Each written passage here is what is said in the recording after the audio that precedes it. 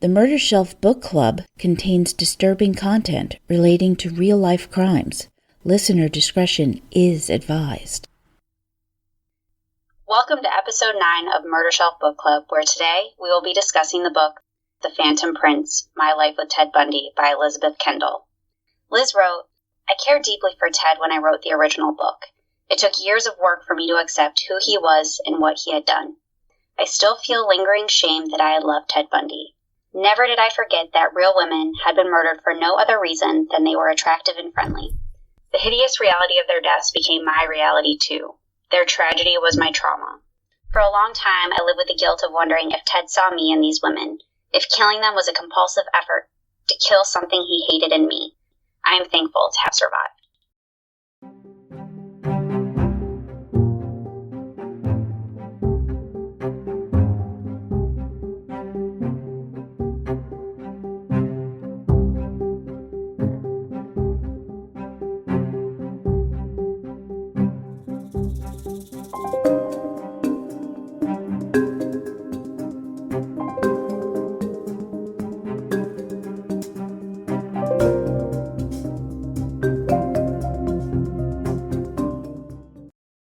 Welcome back, Murdershelf Bookies. I'm Jill.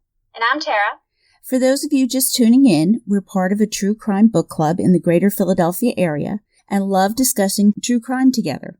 We've decided to turn our love of reading and fascination of true crime into a podcast so that we could share it with you. Every month, we review and discuss a book that we've pulled off our murder shelf. During the first episode of the month, we review what we've pulled off the shelf. And we don't want to give you a boring, linear timeline. We like to follow the steps of the author to give you the story from their point of view. In Second Cast, which has ended up being the last part of our series, we pull a little more on those wayward threads in the book that completely fascinated us and take a much deeper dive. As always, our heartfelt thanks goes to all of you who have been turning in listening to us, especially during these crazy times. We're still in quarantine, so please excuse the audio quality. We're doing the best we can to keep you entertained while you're stuck at home. Stay safe, stay healthy, wear a mask, scarf, or whatever whenever you go out. Necessary runs only. And don't go out. Yeah, just don't. Just don't. Right. And practice social distancing by listening to us as well as your other favorite podcasts. And please, don't hoard the TP. Please don't hoard the TP. There are others in need. All right, Tara, what are we pulling off the shelf today? This month, we're going to be taking a look at The Phantom Prince, My Life with Ted Bundy by Elizabeth Kendall. This is the updated and expanded edition with a contribution from Molly, Liz's daughter, talking about her experiences with Ted. There goes my dog. Aw, we love the dog. It's okay. I know. So Liz Kendall, just a brief touch with her. She was Ted's longtime girlfriend, which I'm sure if you're a Ted Bundy fan, you know exactly who she is. This edition that we're reading is a republished edition coming in at about 210 pages and also became the inspiration for Amazon Prime's docuseries Ted Bundy Falling for a Killer and the Netflix movie Extremely Wicked, Shockingly Evil, and Vile. Say that 10 times fast. No. She can't. No, I absolutely can't. Originally published in 1981, The Phantom Prince documents the intimate relationship between Liz and Ted, who we know was one of the most notorious serial killers in American history, ultimately responsible for possibly the deaths of 30 women, maybe even more. I think it's probably more. I definitely think so, especially from what we've learned in the book, what we've learned in these series and everything that we watched. Liz's real name is Elizabeth Kendall. Kendall is a pseudonym utilized to protect her real identity and that of her daughter Molly. Kendall has also been used to prevent further association with her family and the name Ted Bundy. You can understand why she wanted to distance herself from that. Yeah, that's understandable. Liz shared her life with Ted for a number of years and offers a unique perspective into the life they shared. Were the signs always there? Did she have a clue? As we move through the book, Liz, blinded by love, ignores some of the signs that we think would be blatantly obvious that something might actually be wrong. However, in the summer of 1974, when 2 young women went missing from Lake Sammamish near Seattle, Washington, Liz couldn't ignore her gut anymore. While she didn't want to believe that it was her Ted who was involved, there were shocking similarities to the Ted who appeared in area newspapers, who is now considered to be responsible for the disappearance of women around the state. disappearances that would eventually lead to murder. Liz was able to collaborate with director Joe Berlinger on the Netflix movie Extremely Wicked, Shockingly Evil, and Vile to get the story straight. Liz goes on to say that Zac Efron and Lily Collins, playing Ted and Liz, did a fantastic job and that they got it right, which makes me feel good about watching that movie, knowing that it was authentic in her eyes. Lily Collins even reached out to Liz to ensure that she was properly portraying Liz, even sharing material to help her get into the right mindset. Which is really awesome on her part, too. Yes. Making sure she was doing right by Liz. Yes. However, there's never enough time in a movie to get all the details right. Therefore, it was time to lay it all out there. It became essential for them to tell their story in a way that they experienced it, and releasing the second edition and also participating in the documentary for the first time, Ted Bundy Falling for a Killer, that was the way to do it. I definitely think so. I mean, we'll get into this in more detail, but there was a little bit more in terms of the documentary than you get from the book, too, such as women's rights, that kind of thing. Yeah. So we'll definitely talk about that. Yep. And Molly's contribution to her mother's story is the first time that she has told her story publicly. It's definitely a shocker, as it reveals some aspects of Ted that he was always reluctant himself to even speak about. He really didn't want anyone knowing that side of him. We'll get to Molly's story a little bit later, probably in second cast, as there's a lot to get through with just Liz's version of events. But first, this is book club, so we need snacks and definitely a drink. So, Jill, what'd you make for us today? All right, I had to give this one some thought. Since many of the victims and their families in this story are from the Northwest United States, I decided that the perfect, tasty snack to go with our book club would be a salmon dip. Ooh! So once again, I kept my eyes on the ease of preparation, especially now when we're limited in our grocery trips. So hopefully this isn't too tough for you to make. The recipe is on our blog at www.murdershelfbookclub.com. And if you eat gluten-free crackers, it's perfectly fine for all of the celiac folks out there too. Cream cheese, mayo, little lemon juice, salt, pepper, little curry powder, basil. You mix it together, add the smoked salmon, drained, forked, no bones or skin. Chop up a little green onion, mix it up, refrigerate for an hour, and you are ready to go. And I'm enjoy. ready for it. Yeah. You can use regular salmon, doesn't have to be smoked because it already has plenty of flavor because of all the spices, and it is delicious. I think you will like it. Again, it's a little bit different. It's definitely fun. And, Tara, what are we drinking with my smoked salmon dip? Well, Jill, it's frickin' rosé season. Rosé all day until at least September. At least that's how long my rosé season lasts. More like 2 seasons. Once it starts to get warm out, that's really what I like to drink. It kind of hits all those things that you really like, especially for someone who likes red wine a whole lot more than white wine. Rosé just is the perfect mix for you. The one that I picked today, this one's special. This one's very different. This is the 2019 Gateway Vino Verde Rosé from Wine Awesomeness. Wine Awesomeness is a subscription service for wine. You don't necessarily have to be a member, but I do get the mixed 6-pack from them. They basically curate a box for you, so you don't ever really know what you're going to get. Because I do a mix, I get 3 red and 3 white usually. Because I have sparkling and rosé turned on, I might get a sparkling or rosé thrown in there, so it's always usually a surprise. That's nice. I really like it. What? That's nice. It is really nice, and you don't have to be a super wine snob about it either, just because you're always trying something new. They also do themed packs, and they send you like a little booklet inside there too, describing what the theme is and giving you recipes that go with all the wines they are getting. They probably hit the nail on the head with this one since we're all staying indoors, because usually I don't go to my slow cooker. But this one is actually slow cooker recipes just to kind of ease up, make it a little bit easier, and go with the wines. So they also give you that booklet. You have all your wines in there and tasty notes handy. So this one I happened to see in an email that they sent, so it was in addition to my box. This one's 80% Espadero and 20% Touriga Nacional, which are both native grapes to Portugal, where Vino Verde hails from. And when a white wine eventually turns into rosé, it's because we let those grape skins kind of sit and ferment a little bit longer just to get some of that color to it. So it's not going to be white, but definitely a rosé. So Vino Verde is fun because it does have a little fizz to it. Not like a champagne or sparkling wine, just a slight little fizz on the tongue. So from this, we're getting strawberry and raspberry on the nose, which is typical of rosé, but the palate is definitely so much more. We get strawberry, cranberry, and citrus with that fizzy pop amidst some nice botanical flowery notes. Pop. So this is definitely going to cut through that creaminess of the smoked salmon dip and pair nicely with the smokiness of the fish. Oh, that just sounds fantastic. Now I wish we weren't doing this remotely. I know, right? This would be so perfect. We're going to have all these together at some point when we're back. We'll just have a recap of all of our recipes that we missed together. Absolutely. You have to take some pictures and get together. It's just cramping our style a little bit, but we still have book club. We still do. We persevere.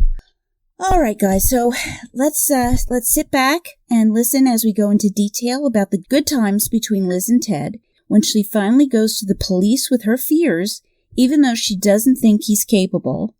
And we'll see the man behind the mask and what we ultimately found him to be capable of.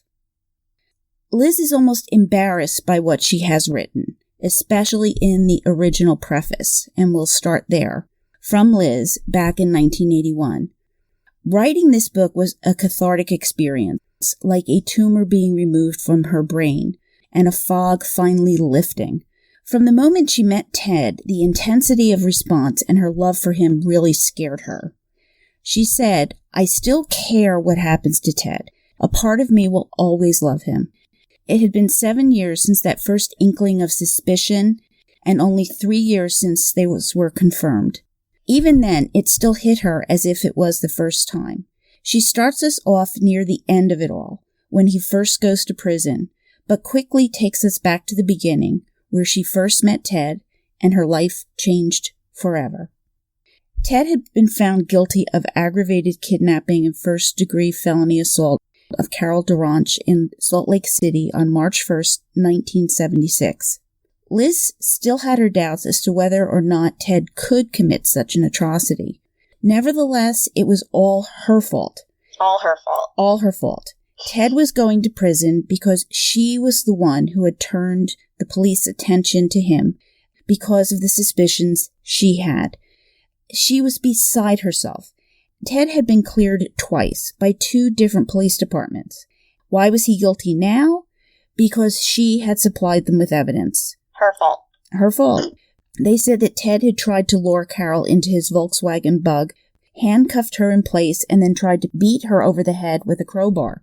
Police also felt that Ted might have been linked to the several missing persons and murders in the area, which were also linked to 8 murders of young women in Seattle in the first months of 1974.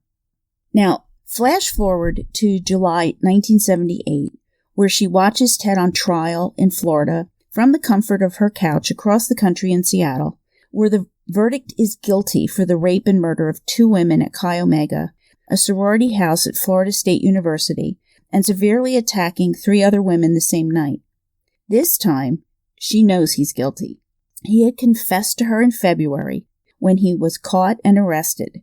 Florida prosecutors had wanted Liz to testify. Her life with Ted would be of great interest, especially their sex life. They really like to focus on that. Well, they would. He's a sex lust killer. Right? She appreciated her privacy, and her name never came up publicly, and she really preferred to keep it that way. I would. I don't blame her. Yeah. All right. Now, Liz had originally agreed to testify, but she had changed her mind. Now, the police even threatened her, but the matter was eventually dropped. And by 1978, Liz was a recovering alcoholic. She was worried that she would be torn apart, and she wasn't wrong. She would be later referred to as, quote, a flake in renditions of their story. Ted had asked to be returned back to Washington, but Florida, they wanted to watch him burn. I wonder if he can still get any of those t-shirts from when he was being executed. Burn, Bundy, burn. Yeah, that was a pretty disturbing time. I do remember that. Yeah. Watching them chanting. Just like letting Joe Exotic out of prison nowadays. Yeah. Have you watched that documentary? Yes. Holy mackerel. Well, I can't wait for them to write the book on that one. Because I'm pulling it off the shelf. Oh, right away, yes. Yeah. Oof. So we're going to go back to Utah in 1969, where Liz was just a young 24-year-old woman, and she was not happy with the direction of her life. Her 2-year-old daughter, Molly, was a shining light in her life, but her marriage to her father, Jim, had been an absolute disaster. Liz's family were Jack Mormons, which is being a Mormon in name but not in practice, and Liz's dad was a respected doctor, and her mom a nurse, until their first child was born. Then she became a stay-at-home mom who dedicated her time to taking care of their children, and they always wanted what was best for their kids. In high school, all Liz wanted to do was hang with her boyfriend, Ben, and ride around in his MGA sports car. They also enjoyed skiing, which was an activity that would continue to bring her joy in life. Liz wanted to marry Ben right away and start having babies, but Liz's parents thought otherwise. They wanted her to get a college education, and without much debate, Liz was off to college against her wishes. Oh, in hindsight, you wonder. I know. You wonder. You can definitely see this trend throughout the book where we're coming into women's rights to their body, individual freedoms. Liz still had that notion where she was the woman. The man should lead the relationship. She wanted to be a wife. She wanted to be a mother. She wanted him to stand up. Yes. Stand up. Be a man. Stand up, be a man. And I guess that's why she wanted to marry Ben. Ben was the first man in her life, and we'll find out he's not the last. But so her first week in college, she didn't make it into a sorority, which was probably due to her shyness, which was a persistent problem throughout her life, as she describes in the book. That shyness that was best alleviated by getting loose with a few drinks. She began to party a lot and was eventually suspended from school at the end of her first year for bad grades. Kind of like a good girl gone bad. Yeah. Which we know is not something to make light of, but it sometimes does happen, especially coming from a fairly dry area. Well, she wouldn't be the only shy girl that has used alcohol to loosen up and become more social. Mm-hmm. Yeah. She even called things off with Ben, though, whom she had wanted to marry. And she ends up sleeping with another man named Jim, whom she would later marry, becoming the father of her child. And after their divorce, she realized she needed a change. She had always been part of a half, and she wanted a fresh start. So she and her friend Angie were convinced that Seattle might be the perfect place, and off they went. Liz said, "I fell in love with Seattle at first sight. It was a brand new world for her. Water everywhere, Lake Washington to the east, Puget Sound to the west, and Lake Union in between. Although captivating, Liz didn't realize rent was going to be a lot higher than back in Utah. I'm just wondering if maybe she didn't realize a lot of things when she just decided to move out there. But her first place was a one-bedroom apartment that wasn't much by any standards. And unfortunately, poor little Molly would have to sleep on the couch until they could find something better. She needed money, and she started her job search at the University of Washington to see if she could land a secretarial position. And even walking across campus on the way to her interview, she actually witnessed one of the most violent civil rights protests in Seattle history. It was a violent demand on campus to have more African Americans be hired for a construction job that was going on there. And she actually ended up being 45 minutes late to the interview as a result. The man whom she interviewed with said, "Don't worry, that kind of thing just happened." She ended up landing the job a few days later in one of the medical departments. Liz was even able to find a good daycare for Molly after that, which was a big change from having family be able to take care of her. She still missed home and called her parents often, but she was definitely pleased with the decision to start her new life on her own. Getting into the groove of things and still a bit strapped for cash, Liz received a parking ticket one day. This felt like the end of the world. $20. How was she going to pay this on top of everything else? And as she complained to some of her new friends, they had a great idea to cheer her up. They would go out drinking and dancing. Sounds like fun to me. What do you do when you're 20, 24 years old, right? Exactly. Well, this decision would change her life forever because it would lead her to Ted Bundy. They went to a bar called the Sandpiper Tavern in the University District, where people were dancing, having fun, and the beer was flowing. She spotted this sandy-haired man from across the room, and they danced once together and would continue to shoot each other these furtive glances throughout the night. Right? You feel the butterflies even though I know who this man is, but you know that feeling. But everyone's done this. You've been out and you've looked across the room and your eyes meet, right? Mm-hmm. So at one point she noticed that he was looking sad and she went over to speak to him. He hadn't asked her to dance again, and the beer that made the usually shy, tongue-tied Liz made her brave. She was surprised at herself being so casual with this man, normally recalcitrant, but alcohol certainly helped. So he was easy to talk to, and the laughter came naturally. She even told him she had been married and had a kid, and that didn't faze him. He was a recent transplant to the Seattle area as well, coming from Philadelphia. Yup, hometown here, right, where he studied at Temple University and was going to law school in Washington. She had already planned their wedding in her head. Yup, here it was, marching down the aisle. He was her prince. He was perfect. And when it was time to leave, she asked Ted to come with her. Liz is getting bold. Yeah, little alcohol, right? Drops your inhibitions. Now, Ted was the perfect gentleman. He drove Liz to the babysitter's to pick up Molly. He picked her up and carried her to the car for Liz and held her as Liz drove so not to wake her up. Now, Liz didn't think she could take Ted home, so she asked him to stay. Now, she recalls sleeping fitfully and Ted kind of walking around the apartment at night. And at one point, she saw him standing at her dresser looking at her things, and she thought, oh my God, my birth control pill is laid out there. What is he going to think? Well, what would she think? Yeah, what would she think? This man's walking around her apartment. I mean, looking at her, good Lord. So bring the man home is not something that Liz did ever. What was she thinking? Bringing a man home with her child sleeping in the next room, especially someone that Liz barely knew. Liz was thinking of the expectations of the day, the values that she believed in, especially from her Jack Mormon upbringing in Utah. I mean, this was something women didn't do. They were supposed to be proper. They were supposed to be courted. They were supposed to get married before doing this kind of thing. Now, we understand the apparent danger of bringing any man you don't know into your home around your child. But this was Ted. He had that ability to put you at ease. So despite Ted making her coffee and eggs in the morning and acting as if this was a completely normal way to behave, Liz put the blame solely on herself for her behavior. She was embarrassed, wondering what she was thinking. Why did she act so inappropriately? And she just wanted the memory of her brazenness to be gone forever. And she decided she never wanted to see Ted again. This just kind of makes me laugh a little bit, only because, I think he even got Molly, up and out of bed, too, to have her help make breakfast. And he was all normal, but it's Liz. She is the problem. Yeah, she's thinking in her head and got all of this going on. But don't women do that?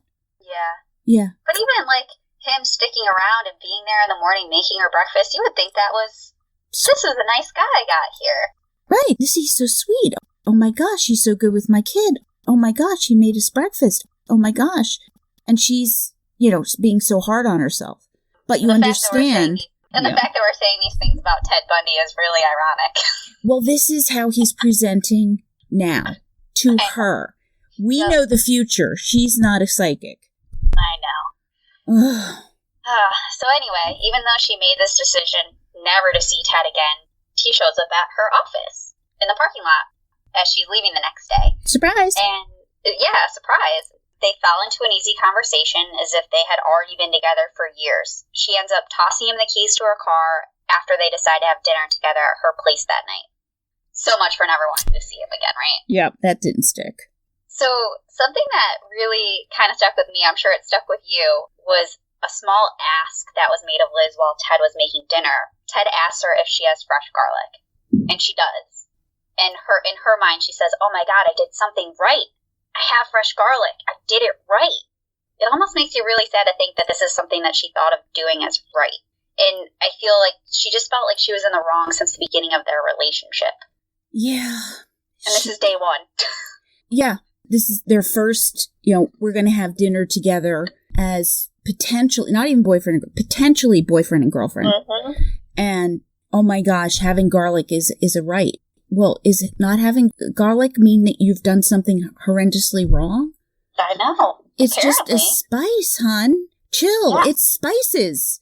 I'm just wondering if, she wasn't so focused on doing things the right way from her standpoint, would some of his behaviors or some of these things that she overlooked, as we'll go on to see, if she would have felt differently about those things, if she wasn't so focused on that with herself.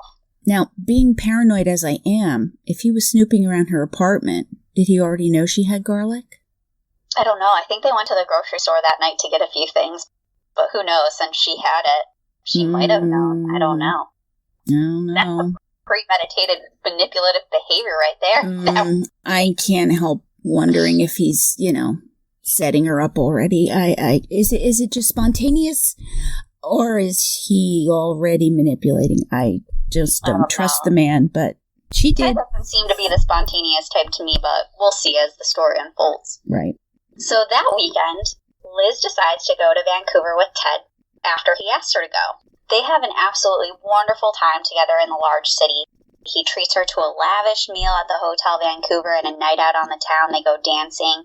They make love for the first time. Liz said it's absolutely perfect.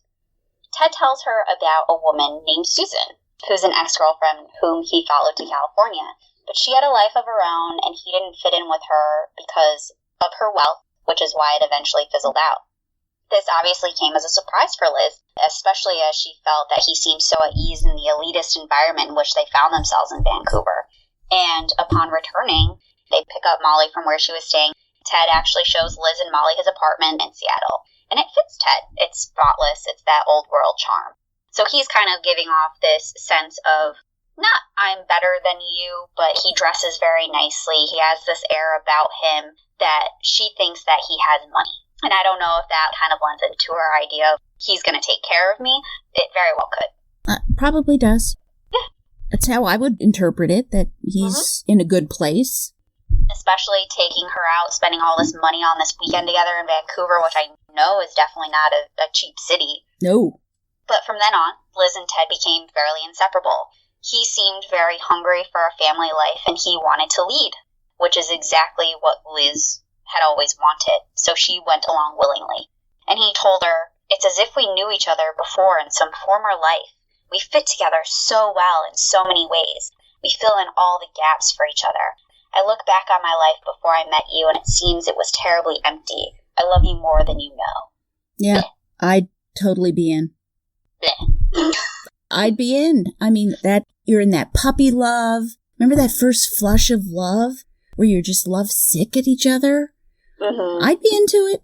I'm not kidding you. I'd be like, yeah, hook, line, sinker. Yep, you got me. That's great. Especially in the age of Twilight, where everyone fell in love with Edward Cullen. Oh my gosh, yes. That literally gets to all the young girls. Yeah. Well, Liz continues in her story. She recounts the first time she met Ted's parents. Isn't that always nerve-wracking? Well, she was nervous, just like anybody else would be. Based on what she knew of Ted, she expected them to be rich. And upon meeting them, she realized that her family was more prosperous than Ted's. He had 4 younger brothers and sisters who all lived at home, and she hit it off more with his father, Johnny, than she did with Ted's mother, Louise, who was friendly, but she's more formal in her way she presents. I know the type. Yep. He confessed to her that weekend he didn't have a lot of money, and the reason that he had looked sad the night when they met is because he had run out of money for beer. He also spent most of the remaining money he had on taking Liz out to dinner. And they laughed about it since they had both embellished the truth that night. And she had no problem covering for him in the interim because Ted was going to be successful, right? He was going to law school, and it would all come out in the wash. He just seemed destined for greatness. Right. I mean, I'm going to marry him. He's going to be a lawyer. We're going to have a wonderful life together. We fit together. We fill in the niches in each other. It's going to be great. A few months later, at Christmas time, Ted met Liz's parents for the first time, and everybody hits it off immediately. Ted inserts himself into the kitchen with Liz's mom, and the two whipped up Christmas dinner together, kicking everyone else out of the kitchen. Liz observes that Ted seems to fit in wherever he goes. Mm-hmm. However, Ted has one hang-up. He was born illegitimate, and he did not like it.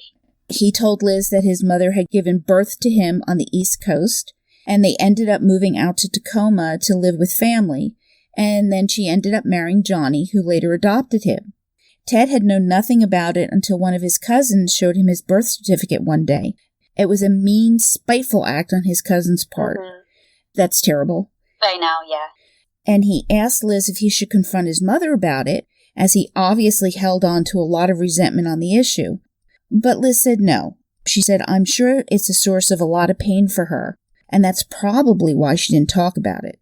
The second thing that bothered Ted was that his family was middle class. Mediocrity. Ted did not like mediocrity. He feared mediocrity. He wanted to be someone or something, and little did we know what he would actually become. Well, he succeeded at that, all right. Mm-hmm. So in January 1970, Liz and Ted found a nice duplex in North Seattle next to Green Lake, and it gave her so much more than the tiny one-bedroom that she was currently living in. And she, Ted, and Molly were happy playing family, but it bothered Liz that they were not married. And she points out that they always talked about when they'd get married, but not actually getting married. Yeah. And so they find that duplex. But he still keeps his apartment in Seattle, as we'll see. So, I mean, just based on that statement alone, we know marriage is important to Liz, and she wanted to call Ted her husband, but she didn't want him to know how important it was to her. And we'll see why. They even got the license to wed, but still the topic held heavy like the elephant in the room. Ted's mom that they should probably wait until he graduated. And of course, for delicate Liz, she wondered if Ted's mom felt that she wasn't good enough for her son, and thinking that they should wait. The couple get into an argument about their impending nuptials when Liz asks to look at rings one day. So, I mean, they've talked about marriage now. Why not go look for a ring? Like, that's what people do when they're going to get married. Yeah, you get engaged. Ted literally freaks out. What's the point in looking? We can't afford anything but a plain band. Hell, we probably can't even afford that. And the jabs just keep coming. Liz's parents were coming for a visit to Seattle, and she advised Ted that she thought it best that he remove his things from her closet so that they didn't think that they were living together before marriage.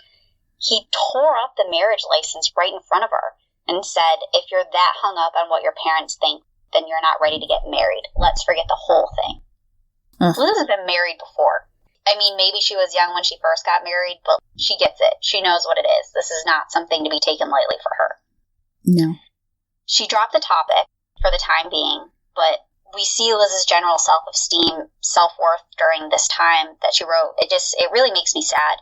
And she felt that the arguments they were having about marriage were her fault, that she should consider his feelings more because he was going to law school and probably didn't want to start a family just yet.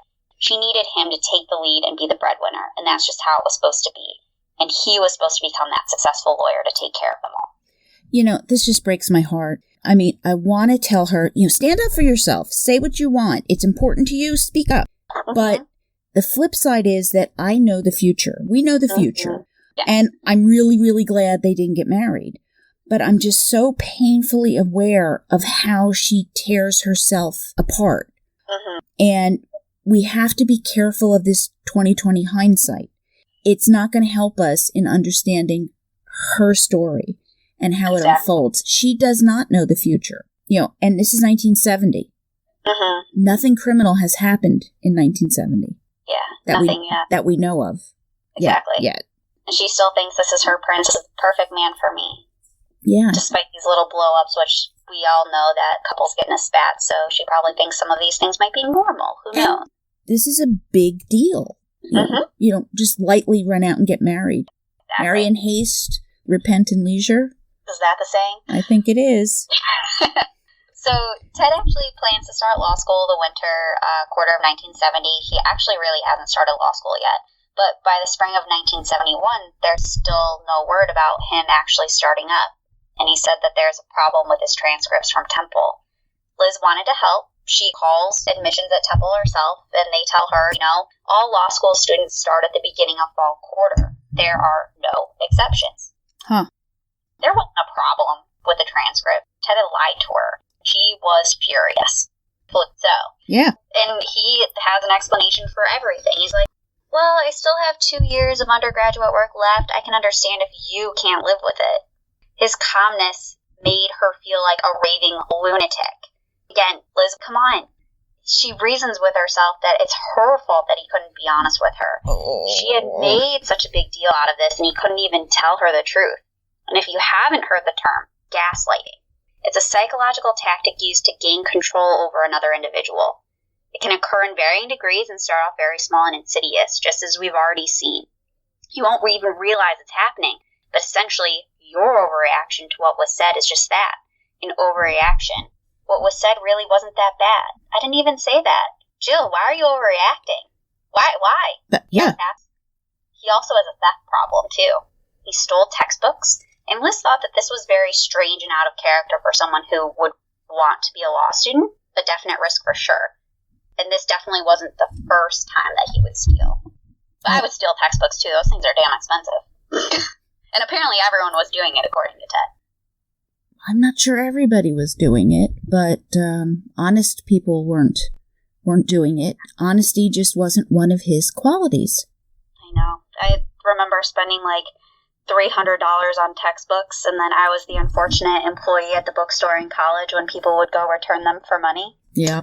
I had someone throw like a chemistry book at me one time. I'm like, we're peers. I'm a college student. You're a college student. Just because I work in the bookstore doesn't mean I get my books for free. I'm sorry they came out with a new edition of your chemistry book, but yeah. I can't take it back, nor can I give you money. I was taking an anthropology class one time, and we had gotten our books. We were into the course, and the professor decided he didn't like the book, and he made us get another book. Oh, shit. And then he was told he couldn't do that, so he had to go back to the original book. And then I couldn't get the original book that I had already highlighted and written in and whatever. Couldn't find. It was a freaking nightmare. Yeah. Yeah, he was crazy. Some of them are crazy. So here's poor Liz being gaslighted. She's slowly being reeled in. She's enveloped in his web. She is spun around and around. And you can see this as she is unrolling her story. Totally. By March of 1971, she's starting to get antsy about marriage again. And in an effort to push Ted to commit, she says to him that, we should date other people because we don't have a commitment to each other. And this is really just to kind of get a rise out of him. I can imagine saying this to my boyfriend right now. We've been together for almost 7 years now. Let's see other people because we really don't have a commitment to each other. Well, when she says this to Ted, instead of fighting with her on this, he says, oh, all right. Well, sure. Okay. If that's what you want, if that's what you want. Unbelievable. And she's furious. To hell with you then, Ted. She calls her friend Angie, and she gets Angie to set her up on a date with one of her boyfriend's friends. They do go out, and it is just painfully obvious she's not having a good time. Oh, yeah, absolutely. She's pissed. Yeah, right. She is. She's hurt that he won't commit. She comes up with this idea to push him, and it doesn't work. And here she's on a date with somebody she really doesn't want to be on. Mm-hmm. And worse, Ted shows up to the restaurant that they're all at. And she ends up going home with Ted. I mean, how incredibly awkward. Awkward, yes. And when they get back home, they get into an argument, and he starts pleading for another chance. And he says, I want to spend my whole life with you. And when we're 85, we'll laugh and tell our grandchildren about the night Grandpa followed Grandma out on her date. Oh, now, just stop and envision this. Is this the big gesture that Liz wanted? Him to show up, groveling, and announce that she is his? You're mine, and I love you, and we're going to be... It could be, but there's still no ring attached to this. Just a lot of words and grandstanding. I was just feeding her hopes and dreams and giving her that little piece to hold on to. But I think it was just enough for her to hold on to it. Mm-hmm. Absolutely. So, 1971 drags on without much further incident. Molly turns 5 in May, and in July, Ted helps Liz find a 2-bedroom apartment in the University District, which is closer to his own apartment, which again he is still keeping. Mm-hmm. Their pattern of life, though, begins to change. Funny when she moves closer that it begins to change. Mm-hmm. He stops spending the night with her and goes home late at times, and instead of staying over. They would eat dinner together, and sometimes he just wouldn't show up. or he would show up when she wasn't expecting him. They're just not on the same page, which they had been at one point. Ted does really shitty on his LSATs, the lawyer exams that he has to take to get into law school. Yeah, the LSAT. He retakes it, and guess what? The score comes back the same. And he sounds like my SAT. He's devastated. I mean, the LSATs, Remember, he despises mediocrity. He's Ted. He's supposed to be great. He's supposed to be outstanding. But what this proves to me is that Ted is portrayed as this, brilliant evil genius. He's not a brilliant evil genius. He's not. Exactly. If he puts his mind to it, he can do well in school. But that's about it. He's no genius. Exactly. He is no genius. Now, in early 1972, Liz stops taking her birth control on the advice of her doctor. And what follows is she gets pregnant. And Ted is really pleased with himself. But this is not the time for a child, so they decide to have an abortion. Ted has to go to law school. He has applied to 6 schools. He gets accepted to the University of Utah, and it's the first acceptance that he receives, and being cocky and arrogant, he declines, only to be rejected by the rest. Karma's a bitch. Yeah, what an ass. All right, so he decides that a year's worth of work experience will do him good and that he'll just apply next year. What an ass. What an ass. Exactly, and it's funny because I feel like even though her abortion only has like a couple paragraphs dedicated to it, like there's almost not any discussion. It's just like, oh, okay, this is what happened, can't ignore the signs anymore, have an abortion, done. Yep. And the focus is, of course, all about his law school. Yes. Which he gets into. His career. And he completely blows it. Because, again, this wasn't a prestigious enough law school, so I'm just going to, I'll get into something better. I'm Ted Bundy. Yeah. All right. Well, in June of 72, Ted graduates from the University of Washington with honors. Oh, my God, he takes a full-time job, can you imagine? Oh. For the summer, anyway, at the Harborview Hospital's Mental Health Center. Can you imagine him at a mental health center? No. Exactly. But remember, he puts you at ease. He's comfortable to talk with. He's got that mask of compassion and sympathy and empathy that he can wear and sound that way, even though we know he's not. All right, so that 4th of July, Liz spends time with her family in Utah without Ted. And the week she's back, Ted says, hey, let's go out Friday night. But she declines. She's tired. She's been traveling. Now, the next day she feels better, and she calls him to say that she has changed her mind. And he hems, he haws, and eventually he tells her that he has a date with someone else. What? What the hell? What? Since when do we have that kind of relationship? After she hangs up, Liz screams, "You asshole! You fucker! You made me kill my baby for you and your goddamn career, you miserable son of a bitch, Ted Bundy! I hate you!" That is a good reaction. Yeah, it's honest. I wish she would have said it. Yes. What if she actually said it to him? But she yelled it into the air in her apartment. And then this self-loathing and pitying kicks in. God, you're stupid, Liz. You're a goddamn stupid idiot. You're a goddamn ugly pig. What did you think he would do? Love and cherish you? He just used you and now he's through. Now, I am not going to criticize a woman who is clearly struggling in a very complicated relationship. Oh, yeah, absolutely. With a man who is hiding huge dysfunctional aspects of himself from her, giving her no idea what is real and what's not, and what is actually going on here. So this is like having half the puzzle pieces and being confused because you can't put the jigsaw puzzle together. Mm-hmm. I mean, it's an impossible situation. My heart breaks for her. I said, she really has no idea what's going on. She's a yo-yo. Yeah, and her drinking definitely seems to take a turn here. She drinks a whole bottle of scotch that night, and she falls asleep in the back of her closet. I mean, I've been in my closet only to record one time, but I've never just decided to curl up in the back of my closet. So obviously she's definitely going through something here. I mean, she's had a very traumatic couple of months, an abortion. She leaves to go away for a weekend to see her family, and next thing she know, her boyfriend has a date with another woman. But she wakes up, she dresses all in black, and gets a small butcher knife and puts it in her pocket, and she heads for Ted's. I don't see this as being a good idea. She agrees with me, and she decides to go home. Once she gets there, she drinks the beer that she has in the fridge, and she passes out again. So, a bottle of scotch, probably a few beers, passes out.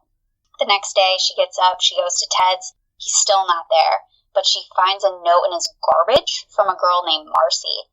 Saw you out riding your bicycle in the sun, came by to visit, but you weren't here. You missed out. That would infuriate the shit out of me. Now, first she's digging through his garbage. Exactly. Okay. I mean, she's digging through his garbage to find a note. Now, there's a little desperation going on here, but it would infuriate me too. And obviously she is hysterical, and this is what Ted comes home to find, a hysterical Liz. They argue, she screams, she runs out of the apartment, he follows her, she makes all the way back to her apartment since they don't live too far away from each other now. He's banging on the bathroom door, trying to get her to come out, and she's like, nope, call Angie. Angie comes over, Ted's dismissed. And then Liz just spends the next few days with her friend Angie, just drinking, crying, talking about all the things that happen when you discover that your prince isn't such a Prince Charming after all. She went on a bender. Yeah. And just as he's done before, that conniving jerk calls her and says, I'm sorry for what I've done. I love you so much. Being with someone else was the loneliest experience of my life. I don't know why I jeopardized everything. Me, Maybe. I. Maybe if you, we have a you there, Jill. Oh. Maybe if you are willing, if you can forgive me, maybe we could start over. Because I was lonely. Ugh. I had a bad experience. I just puked in my mouth. Oh, God. I don't know how many times she's going to take this speech before she finally gets it, but he can sense, her own self-loathing and lack of confidence, and he feeds into that, manipulating her, controlling her. And Liz comes back to him and believes for a short while that things would be okay, that they would go back to normal, but they never really did. Listen, he likes this kind of Liz. He likes this confused, walking on eggshells, questioning herself, being uncertain, second-guessing. When he needs her to go play stable family, to feel normal, to be the father figure to Molly, when he wants to do family time, she's great, and he needs that. So his needs have to be met. But then he goes on to, live his other lives and do whatever else he wants to do. It just drives me crazy. So in the spring of 1973, after all this, flash forward a little bit, Ted began working at the King County Budget Office, and this was a job he received after a brief stint at the Seattle Crime Commission, doing a study on white-collar crime. Go figure. He buys his Volkswagen, the infamous tan one, and he was also appointed to assistant chairman of the Washington State Republican Central Committee, political career aspirations. And he continues to steal, much to Liz's dismay. She notes a time here that she saw him at a hardware store putting tools into a tool chest, and she literally goes, "You gonna steal that whole thing?" He says no, but then she sees the exact same tool chest in his car days later. And this time, she doesn't say a damn word. She's had enough. Yeah, why bother? Exactly. So, Liz does make some changes here. She begins sailing with a man named Greg, and she starts to crew for him. Good for Liz. Yes. Like I said, she does make some changes in her life. Very strong move on her part. Now, this is a platonic relationship, but she really does enjoy the idea of making Ted jealous. Oh, for sure. Yeah, well, why not? Obviously, we know how she feels in terms of always putting herself down, and we know that started even before Ted. And we see some of these little spats that they have where he rips up the marriage license in front of her. He doesn't really, call her out, per se, but it's more of that manipulativeness and gaslighting, where Right. He knows what he's doing, but he doesn't necessarily say, like, you're an awful goddamn human being. Right. She comments that every time she tries to speak with him about their relationship, she's insecure. She's too clingy. Does he say these things to her? I don't know. But when she tells him that she's going sailing with Greg, he tells her, wow, you're taking a really big chance in our relationship, and you could ruin everything. Another woman? Right. She's platonically sailing with a friend, and he's going on dates, but Liz is the one that's taking a big chance and going to ruin their relationship. So anyway, after the trip she takes with Greg, she receives a letter from Ted. He loves writing freaking letters. Oh, he does. And this is not going to be the last letter by any means. No. But he eloquently, very, very eloquently describes his love for her and how he wants to be with her forever. And, of course, what does Liz do? She tells Greg she can't see him anymore.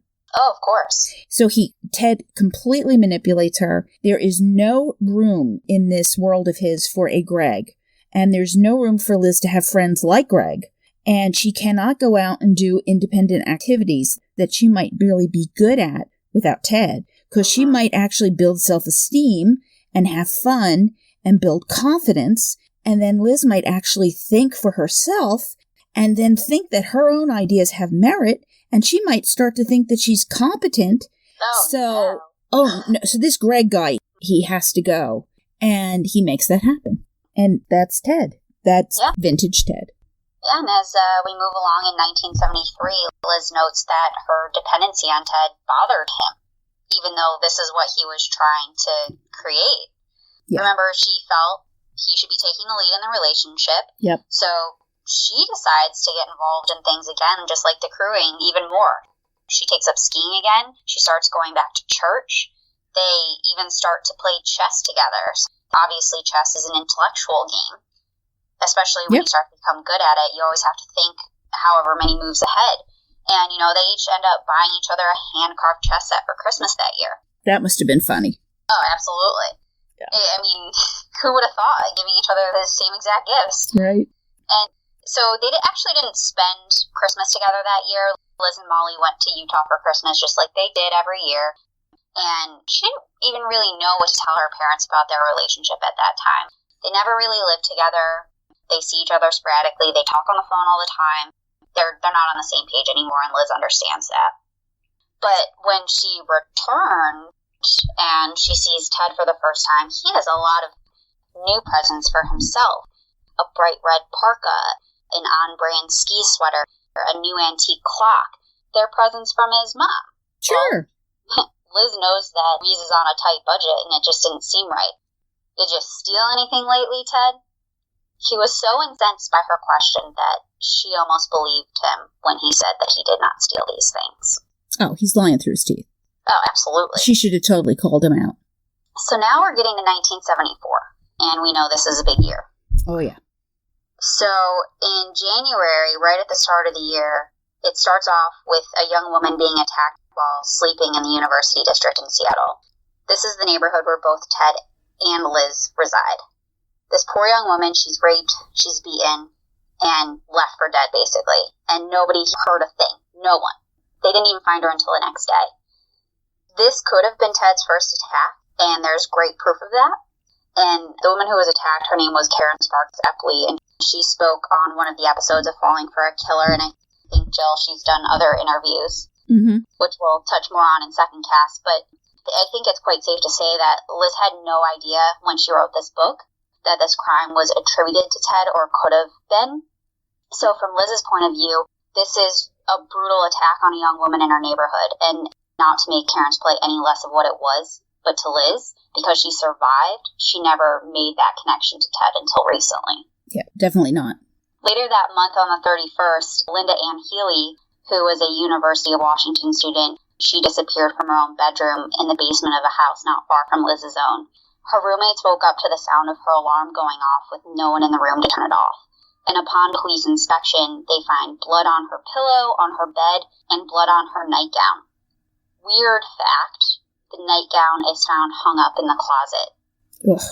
So someone spent time with her, took her nightgown off, put her in new clothes, and took her out of there. And we know that this is definitely going to be Ted's first admitted kill, but there's plenty of evidence to suspect that this might not have been his first kill, especially when he was a teenager. There was a young girl who was kidnapped and killed, and he was thought to be a suspect. So he's out on the East Coast. There could be a lot more other things that we don't know about since we only know West Coast Ted. Very true. Yep. Girls disappeared in New Jersey. Mm-hmm. Have been visiting down at the beach. It wasn't the Jersey Devil, that's for sure. Definitely not. All right. Well, this is just the beginning. These disappearances do not stop. In February, a little girl goes missing from a front yard in south of the University District. In June, Georgianne Hawkins disappears walking home from her boyfriend's frat house just 3 blocks south of Liz's place. That's close. Yeah. Liz is obviously distraught by the disappearances of young women in her own neighborhood, not only for herself, but for Molly as well. Especially with that little girl. Yeah. Every mother's protective of their child, right? Or should be. She's also upset over the fact that she and Ted weren't getting along anymore. In hindsight, this would be because he had taken his murderous urges to the next level by routinely picking up and murdering women. Do you think? Maybe that's going on here? Now, Ted was taking classes at the University of Puget Sound, and he was upset because he wasn't doing as well as he'd hoped. You know, so we know he was upset earlier. He did shitty on his LSAT. He's obviously very smart, but he doesn't have the concentration to do this. We see he's escalating, obviously, here. We know that, but she doesn't. Nobody knows that. But did Ted have, like, ADD or ADHD? I don't know. I sure wonder. Or is he just has his concentration on his murderous urge and giving into that and satisfying that side of himself? You know. I mean, unfortunately, we won't know because he died. Just when we thought he talked enough because, we read that Riverman book. Yeah. He talked a lot. Well, what we do know is that Ted is not the genius that some make him out to be. A master manipulator? Oh, yeah. Brilliant genius? No, not at all. He didn't look good at this point. Liz is using the term haggard. He wanted to drop out. He's lacking concentration to get through his classes, and he doesn't know why. Well, I think he does know why. He's just not sharing. Yeah. Liz says that being a lawyer meant everything to him, but he was terribly afraid he wasn't going to make it. Well, again, that mediocrity, he can't be. He can't. That's not who he is. We did read in the Riverman in our book club, and this is about how Ted helped the FBI catch the Green River Killer, Gary Ridgway. And helped is in quotes, because they already had a suspect, but they more or less wanted to understand how a killer such as Ted operates, and if he could essentially give pointers into the minds of others like him. Most of all, they wanted him to confess to more murders before he was put to death. Ted talks to Robert Keppel a lot in that book. Too much, actually. Yeah, I thought the book was about Ted Bundy and not Gary Ridgway. For a long time. But what we do learn about Ted is that after a murder, he went into something akin to panic mode, where he went about trying to get rid of everything that could associate him back to the crime. He was almost sloppy in that aspect, throwing things out windows as he left the dump site. However, he would spend hours backtracking, looking for those pieces of evidence to cover his tracks again. So we know Ted is smart, cunning, and calculating. But after the murder, it was almost like that force drove him to kill would melt away, leaving a scared, cowardly man afraid of being caught. Well, shouldn't have been doing it in the first place. And Liz, she had no idea that he was feeling this way until he started talking to her about it, and suggested that maybe a change of scenery would possibly help, or some kind of change in general, like perhaps reapplying back to the University of Utah, who had accepted him, but that he ultimately rejected. He did. He was accepted and announced that he's moving to Salt Lake City.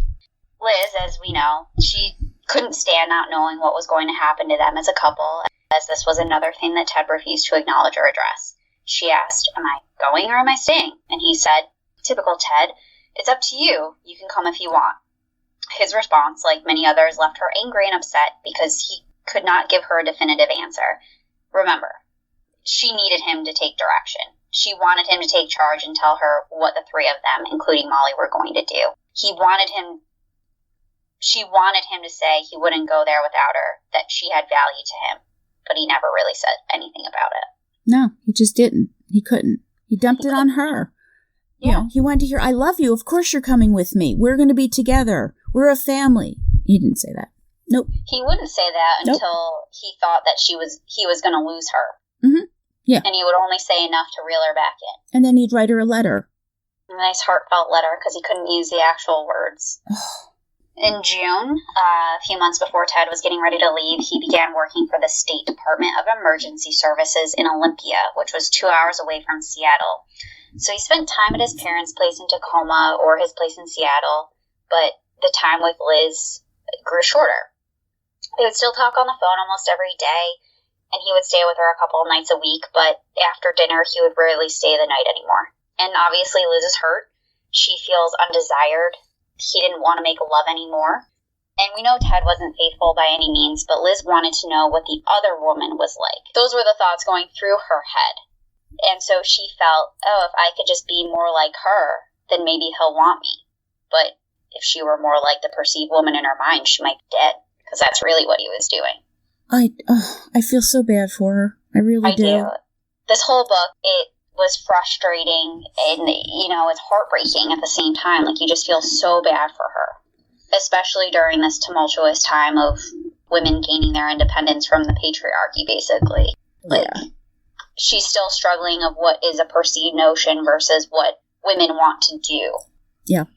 And so that 4th of July weekend, this is a turning point for Liz.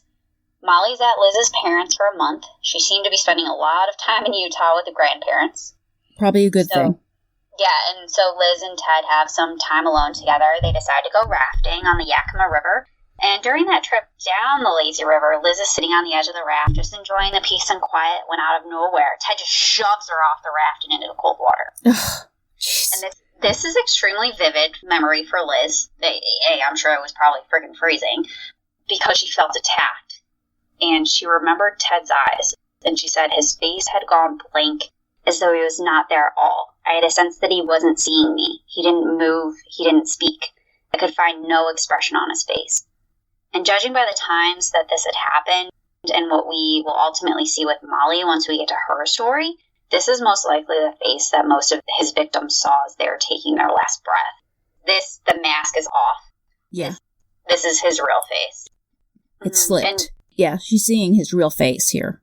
He obviously knows that this is awkward, because it's not like he just breaks completely out of this trance-like state, but he just kind of like looks over his shoulders like, geez, can't you take a joke? Here she yelled at him. Yes. Yeah, she was really pissed and yelled at him. Finally.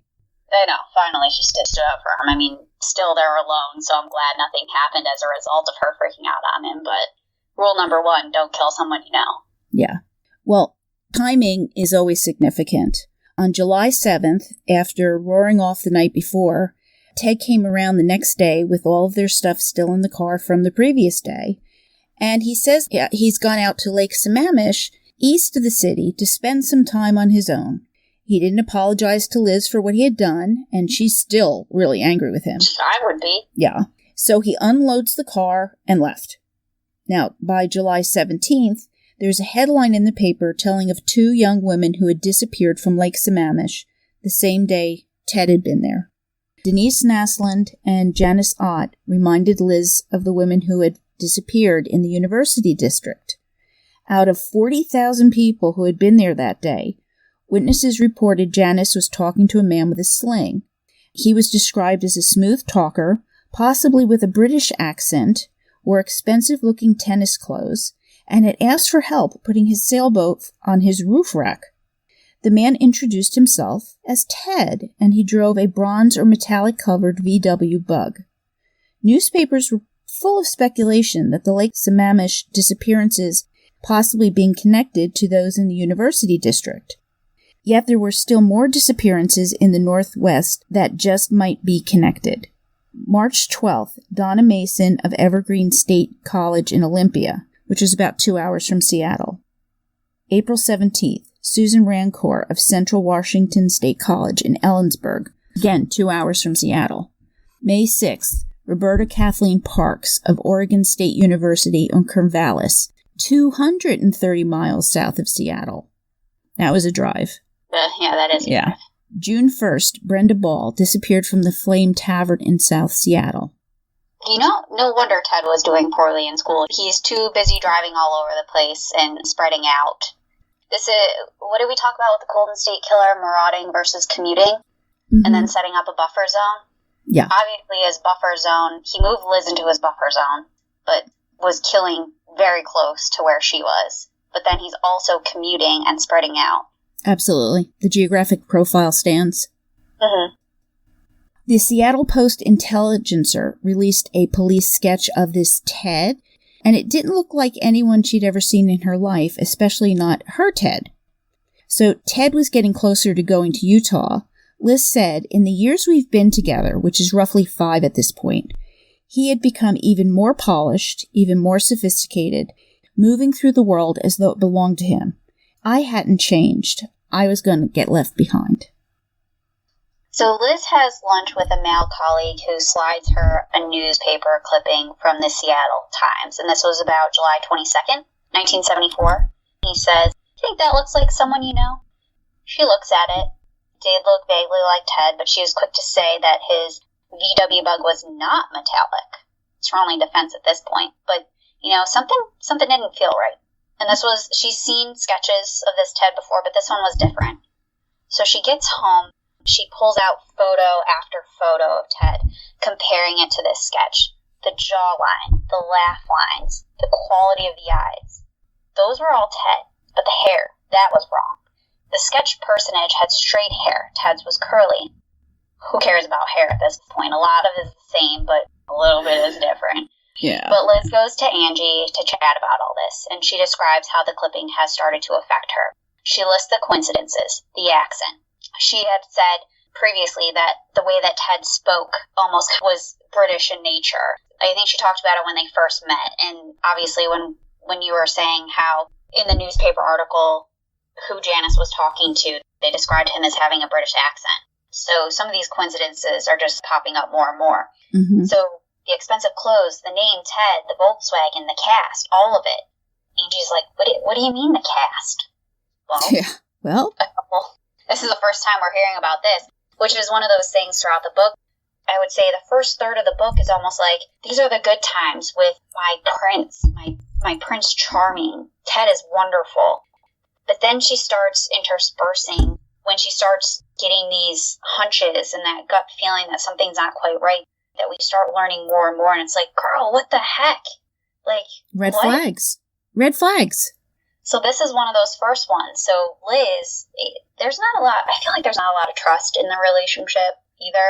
She goes snooping around Ted's desk drawers at his apartment one day while he's taking a bath, and she found some plaster of Paris tucked away at the back of her drawer. And she asked him about it. She admits to her snooping. Okay, cool. But he said he'd taken it from a medical supply store and he didn't know why. Again, stealing.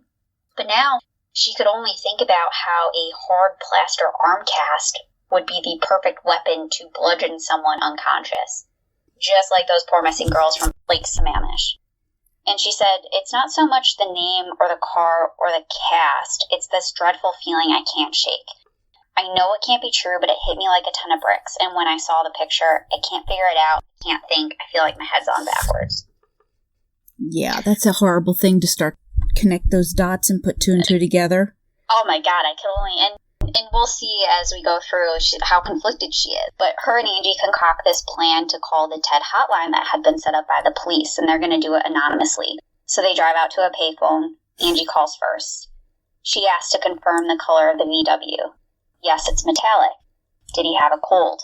No reports of a cold. We know that Liz had talked about having a cold that day, but she forgot to ask about a watch. They had concocted these questions, but obviously Angie's nervous. She forgets to ask one question. And Liz felt that this was an important question to ask. Ted was left-handed. Most people are right-handed, so left-handed, and he always wore a watch on his right wrist.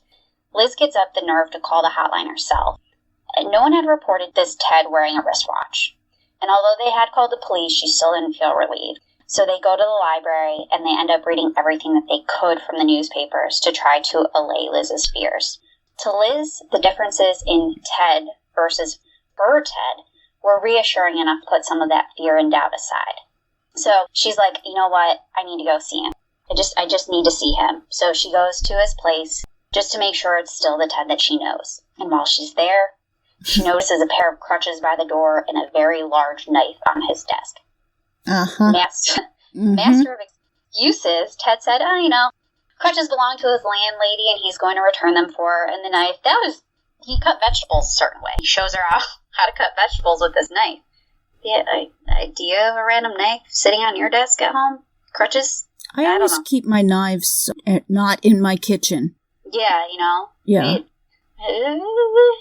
Wayne Nance with his handmade knife collection over here. Mm-hmm. And although these random occurrences were adding up, Liz still felt doubtful that her Ted would be a killer. But one of the things that she couldn't shake was that he had gone to Lake Sammamish. He'd never been there as far as she knew, and they definitely had never been there together. Well, he was also insistent on knowing where she was going to be that day, because she was supposed to go out and, didn't want Liz running around at Lake Sammamish either. Oh, of course. Yeah. So, anyway, Ted is now getting ready to start law school in Salt Lake City, and Liz had gone to visit her parents and agreed to find an apartment for him while she was out there. And she did find one that she knew he would like, because she's a good person and she's really considerate, and that was really nice of her. However, she was in for a surprise when she landed at the airport when she got back. Ted had cut all his hair off. It changed his appearance dramatically, and he did it because he, decided to. You think he was starting to feel the heat with those pictures going around, the sketches? Oh, yeah. Yeah. Long hair usually for some guys tends to start getting curly when it grows out a little bit. Yeah. So those sketches might be coming too close. Yeah. Well, that weekend, Liz, Ted, and Molly had a picnic together, and Ted was out in the raft rowing with Molly swimming behind it, and he stayed so far ahead of her that Molly finally gave out of fear and exhaustion and wound up swimming back to shore. Liz was furious, and as always, Ted made her feel like she was overreacting. Just because you baby her doesn't mean everyone else should. Because, this was clearly Liz's fault. Oh, yes. He wasn't acting like an ass again. Mm-hmm. It was all Liz. Getting back into the car, Liz felt under the seat to find one of Molly's socks, and instead of a sock, she found a hatchet. Huh. Now, he explains this away as having to cut down a tree at his parents' house. And, always the excuse maker. Yep. Random weapons all over the place. Yeah. Just knives laying around, hatchets, under seats. Liz says she felt safe with her family in Utah, but as soon as she got off the plane, it was there again. She knew deep down that Ted would never hurt her or Molly. Not in that way. But she was afraid that he would find out what she had done to him by calling the police. I have a problem with this, but we know how Liz feels. She's not concerned with him hurting them, but more concerned with her finding out that if he were to get in trouble, it was her fault. Right. Now, in the book, she cuts back to the present, thinking over her years with Ted, as if trying to find what she could possibly have overlooked in their time together. Although he was more or less a jerk to her, she could only count a handful of times when he had lost his temper. One of those times was when she and Molly stopped by his Seattle apartment, and it had been refurnished with brand new electronics, a typewriter, and she knew he didn't have the money and accused him of stealing. He was always stealing. But on this occasion, he snatched her arm, squeezed it tight, and said, "If you ever tell anyone about this, I'll break your fucking neck." I'm sorry. He almost stole the whole apartment. He literally stole a whole apartment, basically. Yeah. On top of all this other stealings, this should have been a big red flag. She knows this. Yeah. Now, Liz goes over the list of gifts that Ted had given her, and she wondered if most of them were stolen. And to her, it isn't about the actual morality of the stealing, but it was the fact he might get caught and end a career that hadn't even begun yet. So we don't care that he's stealing, but that he might end his career and not be able to be the man that she wants him to be. It's more or less the idea of the man, I think, at this point in time. And, we've had discussions about this, like how nice it was the first few months that they were together, and she's been trying to capture that. I think she has an idealized Ted self that she's holding this image in her mind versus the actual reality of Ted, and they're very much in conflict. Oh, definitely. Very much, and painfully in conflict. So, before leaving for Utah, Liz and Ted have the us discussion where they assured each other that they would stay together despite the difference. But Liz wondered, and she says, I suspected that we were saying these things to each other because neither of us was willing to face the truth, that Ted was bored with me, that I was socially inadequate for the political circles he traveled in, that he would soon be looking for someone new. However, just when she allowed herself to stop thinking these thoughts and that Ted could somehow be connected to the Ted disappearances, something would trigger her fears that he might be responsible. If something were a little bit different, he would be responsible. And all of this, it was just everywhere. Newspapers, radio, television. She just couldn't stop thinking about this. And on August 8th, a newspaper released a story entitled, UW Co-ed's Encounter with a Man Like Ted. And a young woman describes walking home alone at night. She encounters a man on crutches, carrying a briefcase, appealing to her sense of helpfulness. She asks if she can help out, and she does, but advises that she's going into her boyfriend's house and she can't go any further.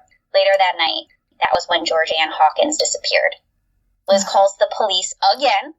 She's worried about her boyfriend Ted and that he could be the Ted. He matched the description, sort of, and she saw crutches in his room that couldn't be explained. Some things fit and some things don't.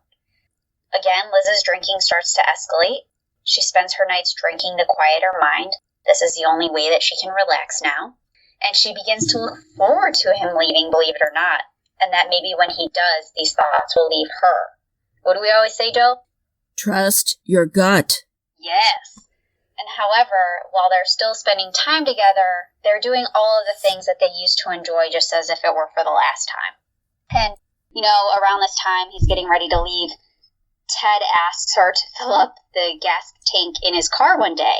And that's when she finds, she's snooping again, to be quite honest, but she finds a bunch of gas receipts in his visor, and she decides to search his room. And she found more receipts. Nothing out of the ordinary, but it was so weird that there were so many of them, gas receipts. And she also found a film canister that was heavily wrapped up with electrician's tape. She wanted to take it, but she really didn't dare. She's like, nope, not going to do that. She had a really bad feeling about that film canister. And there was also an eyeglass case filled with all these different kinds of keys. And what were these for? Well, she was like, you know what? I'm getting out of here before he comes back. She takes some of his canceled checks and receipts, and she gets the heck out of there. And then after that, Ted leaves for Utah. Listen, if you have the urge to search through and snoop your other's personal belongings, there's something wrong. Oh, yes. Okay, that's a red mountain. It's not a red flag. It's a red mountain. It may be something wrong with you because you have this urge, or something wrong with the other person because you're feeling the need to do that. Either way, figure it out. We know a mountain is immovable. Yeah, this is a red mountain. Yes. Oh, boy. All right, so in mid-September 1974, the bodies of Denise Naslund and Janice Ott, the two women who had disappeared from Lake Sammamish, they're found in the woods not far from where they were last seen. Liz tells Ted about the discovery, hoping to elicit a reaction, but she doesn't get one. The next time she speaks to him over the phone, he asks if they've found more bodies. Excuse me? More bodies? More bodies. And this scared the crap out of her. Why would they find more bodies? Are there more to be looking for, Ted? Now, Angie returns from a visit to Utah, and she meets up with Liz. And Angie tells Liz, I don't want to scare you, but it's happening in Utah right now.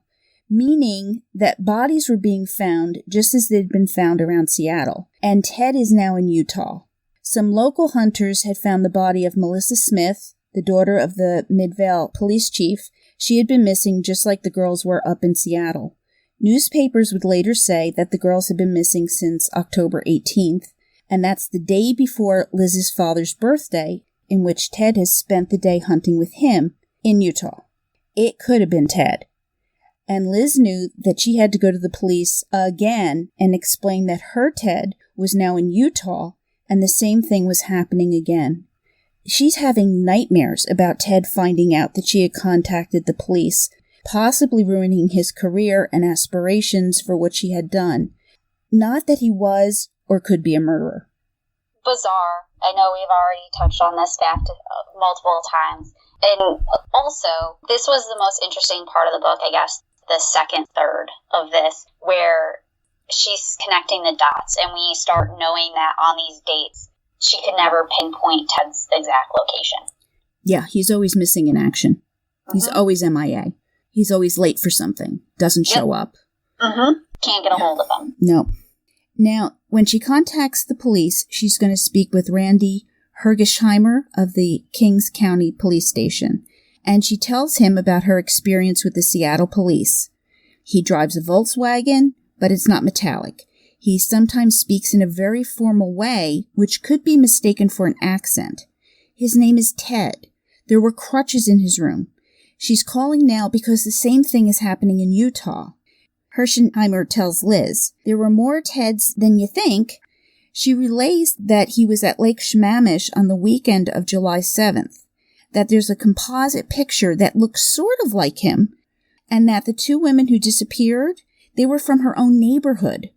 Hergesheimer asks Liz, is Ted short for Edward? No, for Theodore. He says to her, you don't mean Theodore R. Bundy. Liz is stunned. What? Stunned.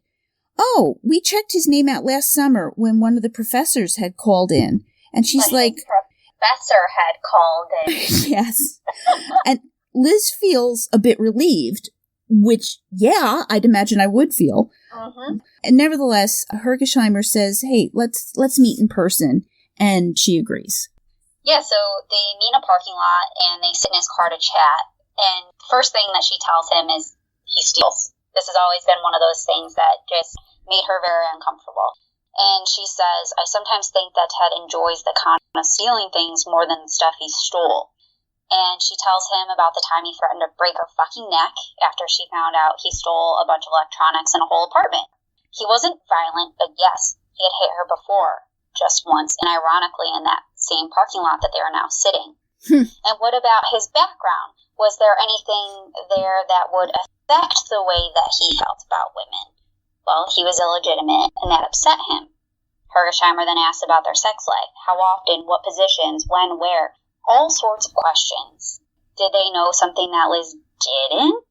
Obviously, for the times, these were not questions that a young woman felt comfortable being asked, especially for Liz, who was a Mormon and who knew she was living in sin. She tells him they had a good sex life up until the summer of 1974. However, again, these little nuggets keep falling into place. Mm-hmm. There was a time in the fall of 1973 where Ted asked her to try bondage. They tried a few times, but Liz didn't like it, so they stopped. Ted never brought it back up. Had he had any homosexual experiences? No, but Ted started talking about anal sex, and I guess it started to make her wonder. Oh, and as we continue reading, and Liz starts to talk more and more about her anxiety and fears to the police, we start to understand that her perfect prince was in fact not so perfect. Their life together wasn't as grand as she pretended it to be. He was unfaithful, often uncaring of her feelings. He hit her. This was a result of them drinking too much. She definitely was drinking a lot during their time together, which often caused these arguments with one another. And Liz was getting to the point where she drank to become numb. She now drank just so that she could go to sleep at night. Liz goes on to give Hergesheimer some recent photos of Ted, and he tells her she's going to show some witnesses to see if they can be ID'd as that Ted. She finally hears back. There's no positive ID, so Ted's file is going to be put under the checked it twice column and be filed away. So he's been checked out multiple times. There's no connection made. Well, he has no criminal record. Mm-hmm. He's not driving a metallic bronze VW. Yeah. Weird coincidences. But there's a lot of Teds out there. Yeah. So on November 8th, Carol DeRanche was abducted from a shopping mall by a man posing as a police officer. She escaped from the VW bug that she was forcibly put into as he was trying to handcuff her. The man had also tried to hit her with a crowbar, but again, she managed to get away. The DeRanche attempted abduction was in Salt Lake. And later that night, a girl from a high school in Bountiful, Utah, Debbie Kent, disappeared roughly 30 miles away. A key found at the scene matched the handcuffs at the attempted abduction site of Carol DeRanche. It was the same guy. This was the same day that Liz had tried to call Ted, but couldn't get in touch with him. He called her back later that night at 11 p.m. But she was too tired to kind of talk to him, but he sounded a little bit funky. And Liz goes to see her Mormon bishop for guidance. She still can't shake this feeling.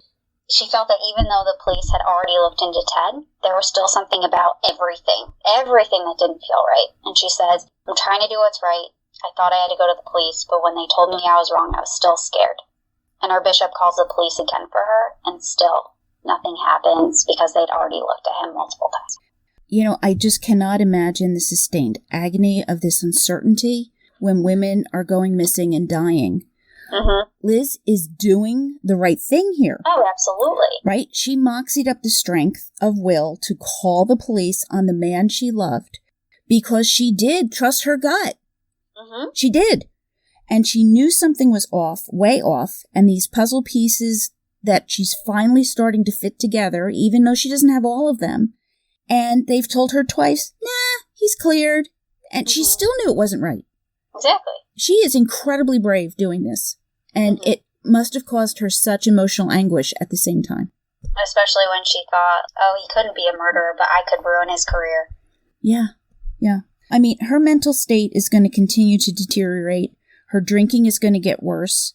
She can't sleep a full night. She says, I could visualize Ted finding out I knew the truth. He'll murder me, I thought. But first he'll murder Molly in front of me, and then my mother and father. Can you even imagine? No. Spinning this around? This was the first time she thought, like, oh my God, he could actually murder me. Right. She really did know the truth deep down, but she couldn't fathom that it was actually true. Liz decides to tell her father what she's been thinking and how it relates to Ted. You have to be absolutely certain before you contact the police. You would ruin his career if you're mistaken. Are you that sure? And he declines to help her unless she's absolutely sure. Oh my God, she realizes her dad has chosen Ted over her. What a completely distressing, lonely revelation that your dad has chosen Ted over you. Just to make sure, even though I'm sure she's spoken to them numerous times about these fears that she's had, it's still one of those things, like we said in the beginning, where people will go on to say that she was flaky. I think she's obviously distressed. No one wants to think that their boyfriend could be a murderer, so she's very conflicted. Yeah. But still, the support's not there, especially when she obviously can't really back up her claims. It's speculation, but they're rooted in facts. What she's going through, it's psychological cognitive dissonance that's having inconsistent thoughts, beliefs, attitudes, especially relating to behavioral decisions, attitude changes. So you can see this is Liz. Liz is the poster child here. She thinks that Ted may be responsible for these missing women. He lies, he's got crutches, the plaster Paris, being at Lake Sammamish. But her Ted, this man she loves, she knows him. He can be a jerk, without question, but he loves her and Molly. They've been together for years, and even the police are telling her it's not him. But deep down, she knows it is. She saw that look in his eyes when he pushed her into the icy river. So this is a psychological quagmire that is horribly painful, terribly disturbing, and it needs some kind of resolution. And something is going to have to break this logjam. And she's drinking to numb herself, to numb this psychological pain. Yeah, it's pretty bad. But, believe it or not, Christmas in 1974, she says that things are more or less back to normal with Ted. And Ted goes on to spend the holidays with her and her family in Salt Lake. And she says, hardly the action of a madman. The shadows were lifting, and I thank God for the peace of mind I was beginning to feel again. So after all this, normalcy. Yeah. Pendulum swung the other direction. Yeah. And, after the holidays, Liz decides to call the Salt Lake City Police Department and put her fears to rest once and for all. And they tell her the same thing as Hergesheimer. When King County looked into Ted, he checked out fine. So, again, she's relieved. But a few months later, in March of 75, those gut feelings came back as the remains of Linda Healy, Susan Rancourt, Roberta Parks, and Brenda Ball were found, all less than 12 miles from where Janice and Denise Naslin were found. And still reeling with this emotional gaslighting on top of all of these poor women finally being found, Liz turns 30 in April. She's conflicted by this and the fact that she thought at this point in her life she's going to be married and having a few kids. I mean, she's a little past 25, but this is almost like a quarter-life crisis that she's having. She's still trying to get on with her day-to-day, not thinking that this man's a murderer, but also thinking that maybe he could be. She really does get down on herself, and this is her fault, and she should get on with her life. And she almost thinks that, maybe I should start distancing myself from Ted, even though we know she's not going to. And that June, Molly's home by herself. She's 12 at this point? So she's home by herself, and when Liz comes home, she's got like this little smile on her face, being a little bit secretive. Someone grabs Liz from behind, and guess what? It's Ted. He's made a surprise visit to Seattle, and she's caught off guard, but she's happy that he's there.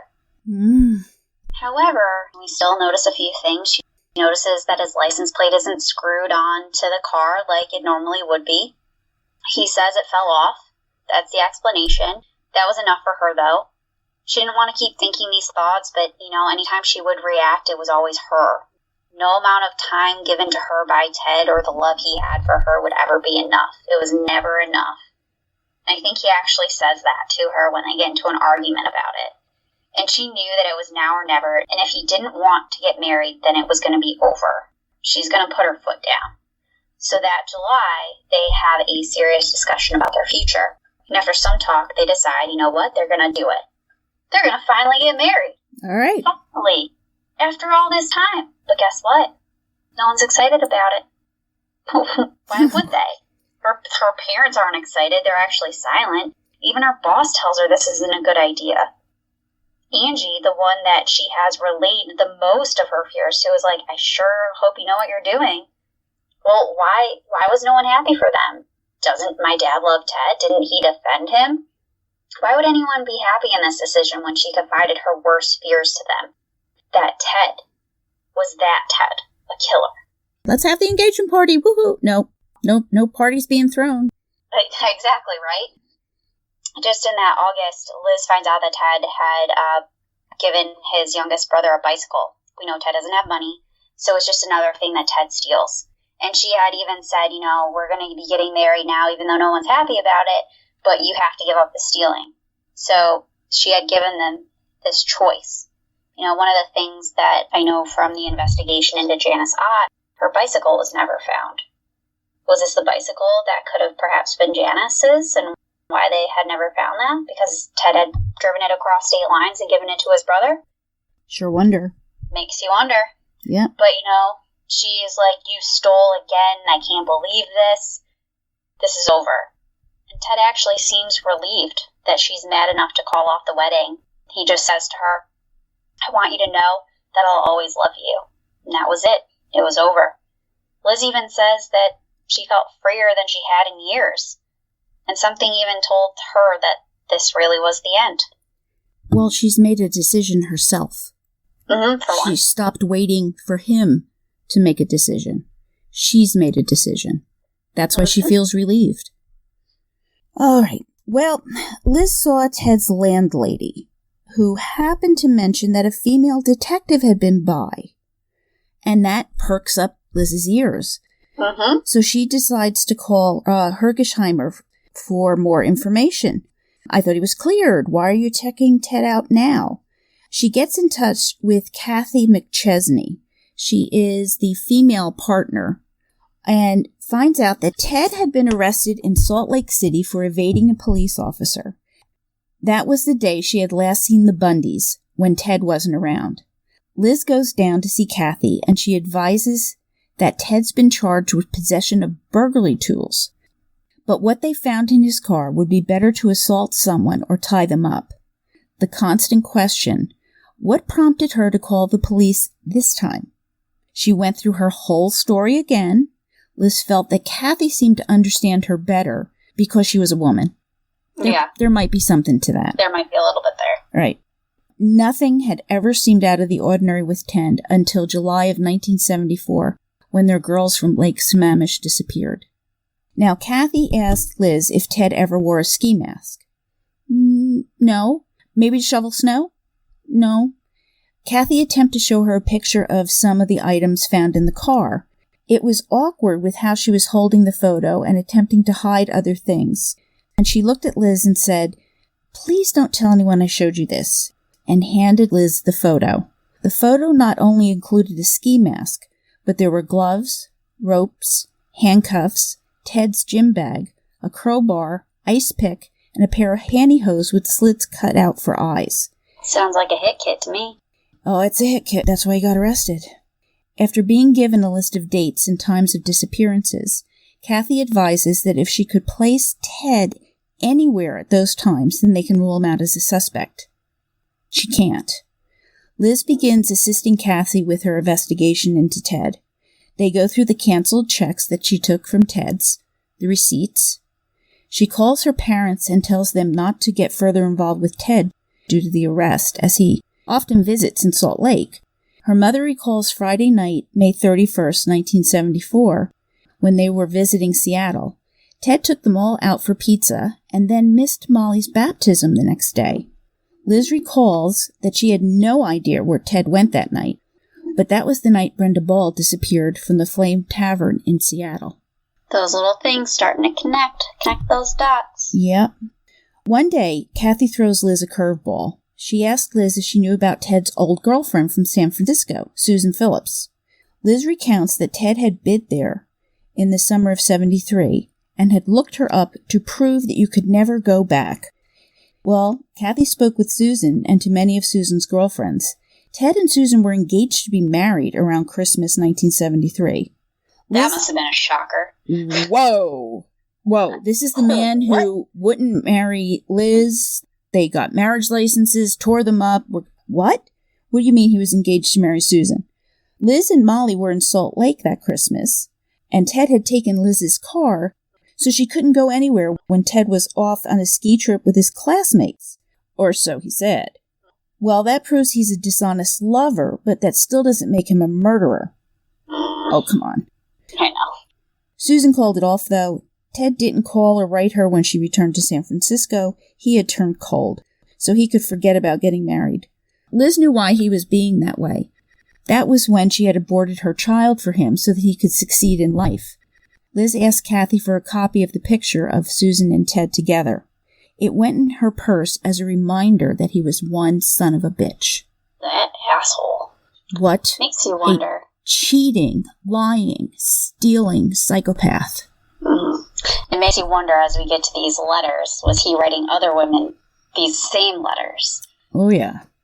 But enter Kathy's partner, Detective Bob Keppel, a name that we know to be synonymous with the Ted investigation. He's been there from the beginning. Also, Ira Beale from the Bountiful Police Department and Jerry Thompson from the Salt Lake City Police. And they kind of wanted to talk to Liz and part of the investigation, especially since we had an investigation going into Seattle, Salt Lake City, 2 states now. Thompson looks to interrogate Liz and asks her if it's okay to record their conversation. She says no. Well, that would make his job more difficult, huh? She dislikes him immediately. Ted was a strong suspect in the attempted abduction of Carol DeRange, whom we mentioned earlier, the one that got away.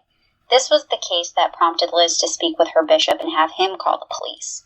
They were going to meet with Carol and show her pictures of Ted, as there had been a quote-unquote communication breakdown roughly a year ago. Uh-huh. Understandably, because Liz has full confidence that Ted is not the murderer, she got angry that Carol hadn't been shown the picture sooner. And I don't know if it was because she felt that Ted was innocent or because she knew he was guilty. But regardless, this guy, he's absolutely frustrating. And he's like, you're kind of jealous, aren't you?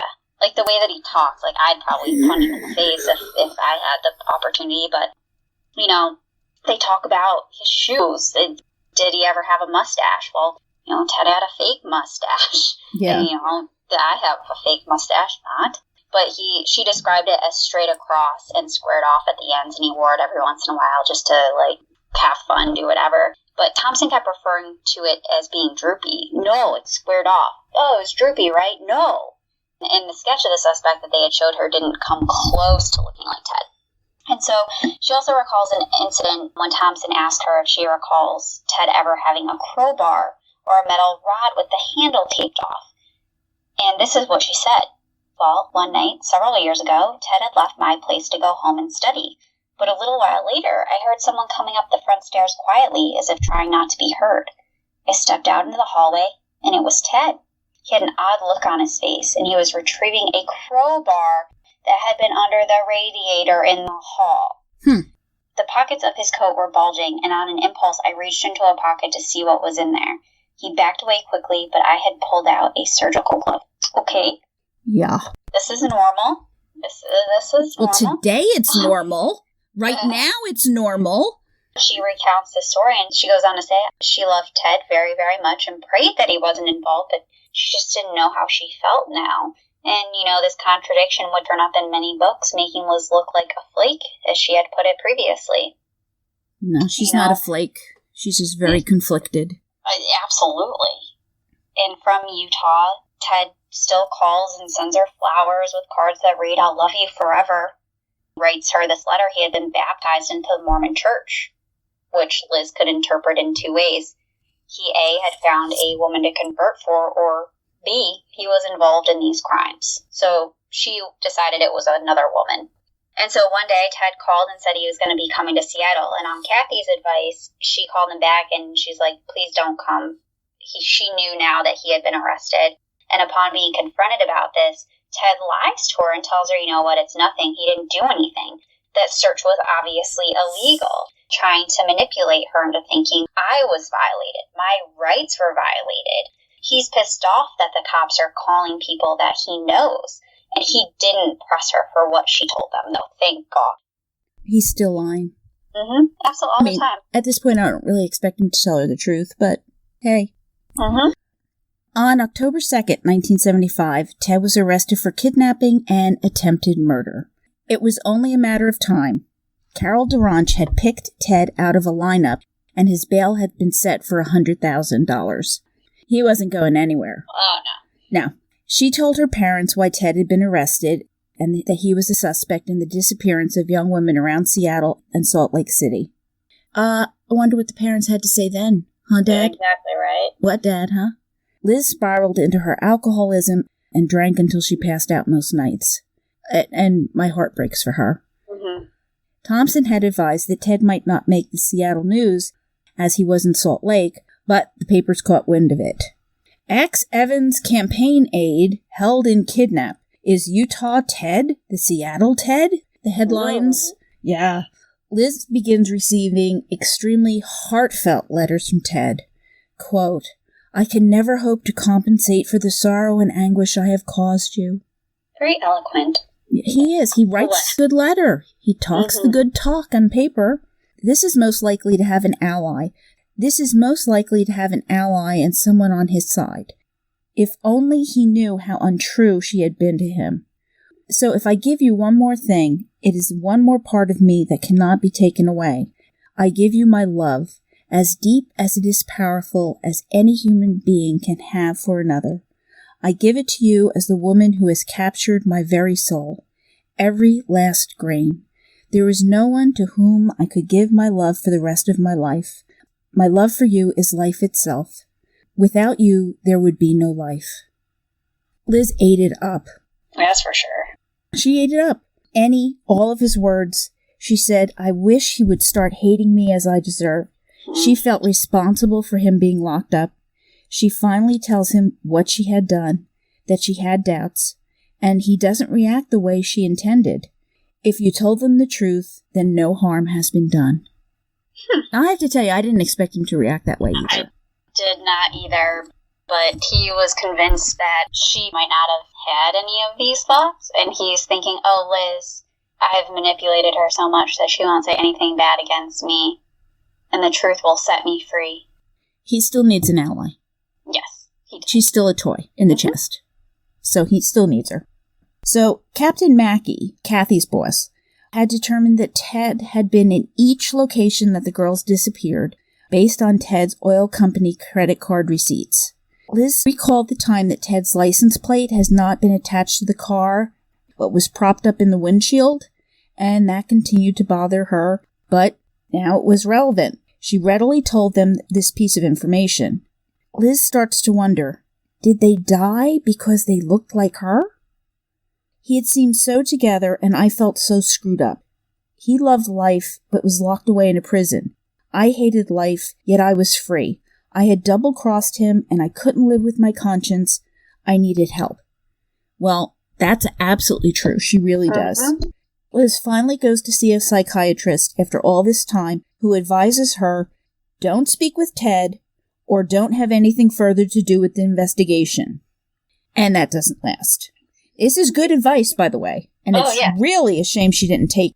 She should have withdrawn. She should have focused on herself. She's raising a child. Taking care of yourself is the greatest gift you can give to a child. Keep that in mind, parents. We tend to do for everybody else and forgetting to take care of ourselves, and that never works out in the end. It has to be a lifestyle choice to take care of yourself and your children. Absolutely. Yeah. And on Thursday, November 20th, she gets a call from Ted, and he's out on bond. So he's out. They strike up a conversation for a few days, and they spend hours on the phone together. For Liz, it's almost as if everything is normal. She can still have a part of Ted. And on November 24th, Liz calls Ted to wish him a happy birthday. And she calls his parents' house to chat with him because he's staying there. He's not there. And she discovers that he has a new friend in Utah named Kim. And that's where his parents have normally stayed when they were visiting in Salt Lake. Oh, boy. Obviously, she gets pissed off, but what can she do about it at this point? So she decides to spend Thanksgiving with her friends, something like a Friendsgiving, and Ted shows up unannounced in Seattle. She's definitely a little bit scared to be left alone with him, and for good reason. And so she's like, you know what? I'm still going out with my friends. You can call me later. Ted essentially follows them to the restaurant looking to speak with Liz in private. So this is not abnormal, him showing up to places where she is. Well, he's done this repeatedly. She runs into the restroom. She calls her therapist, and she's like, don't talk to him. And he eventually leaves, not sure if someone kindly asked him to. Yeah. Kindly, in quotes. But when her friend brings her back home, she's like, hey, can you please go in and check the apartment to make sure he isn't there? But as soon as her friend leaves, Ted calls her, and she decides to meet him for a drink at a restaurant. Angie strongly disapproves as Liz smartly calls her and says, hey, I'm going out for a drink with Ted.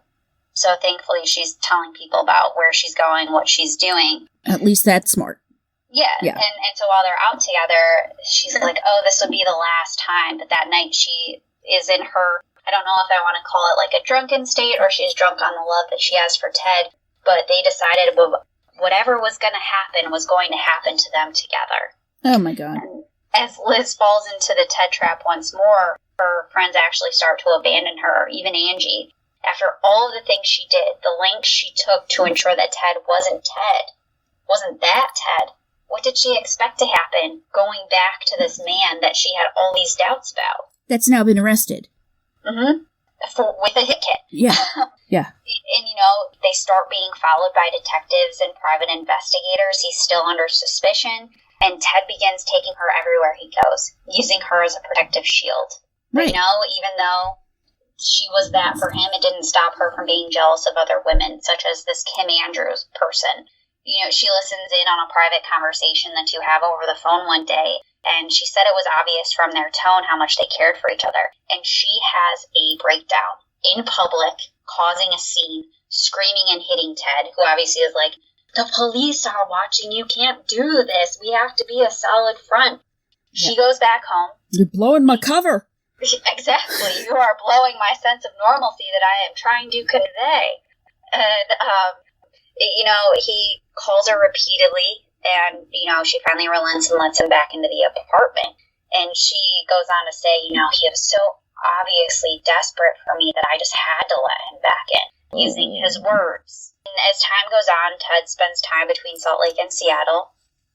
Liz doesn't like being alone, and she's still drinking, and she hated the idea of him being with Kim Andrews even more. But she found it easier to speak with him about certain things over the phone as opposed to face-to-face. Like, hey, Ted, they said you were in Colorado. Why were you in Colorado? Why did you never tell me that? Well, Liz, it helps me think. Driving helps me think. That's why I went for a drive. Well, here's your fun fact for the episode, everybody. The drive from Salt Lake City to Vail, Colorado is just about 7 hours long. Yeah, I take 7-hour drives to clear my head. Never. Not once. That's a day out on the road to help you think when you're trying to go to class. Yeah. You miss class, buddy. Yeah. That's not helping you think. No. And after that, Liz actually receives a call from a Mormon police officer, and he asked her to, quote unquote, do the right thing, live by church principles, and be a good girl. So obviously after this phone call, on top of all of the other times that she felt this way, she felt guilty. Guilty of not living up to church standards, what she had done to Ted, not being a good mother, just guilty of being alive. And murder bookies, that concludes part 1 of our 3-part series on The Phantom Prince, My Life with Ted Bundy by Liz Kendall.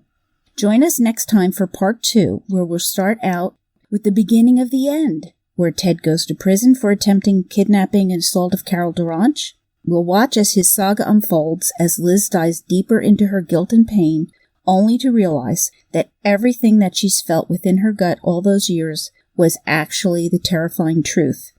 If you want to get a head start on our next book, which we'll be doing throughout May, pick up your copy of The Good Nurse, a true story of medicine, madness, and murder by Charles Graeber. Stephen King describes it in one word: chilling. Charlie Cullen was a trusted medical professional tasked with upholding an ethical responsibility for those entrusted to his care. However, Charlie Cullen had a dark side. For a career that spanned 16 years across 9 hospitals, Charlie Cullen was said to be responsible for the deaths of 400 people. Join us as we read through Charles Graeber's chilling, rhythmic, and meticulously crafted book after years of research that will keep you reading well into the night to reach the ultimate conclusion. Just when you thought you didn't like hospitals, you'll certainly never look at them the same way again. And thank you for listening, Murder Bookies. Please reach out to us on Instagram, Facebook, or Twitter, or even shoot us an email at jill&tara@murdershelfbookclub.com. We'd definitely be happy to hear from you and incorporate your thoughts on our readings into the show. Follow us or subscribe to our show on Spotify, Apple Podcasts, Google Play, Stitcher, or Podbean. We're actually now on iHeartRadio as well. And let our episodes just shoot right into that feed of yours. And if you can, please leave us a 5-star review. Every little thing you do helps us to keep going further. Until next time, Murder Bookies, happy reading. Stay safe.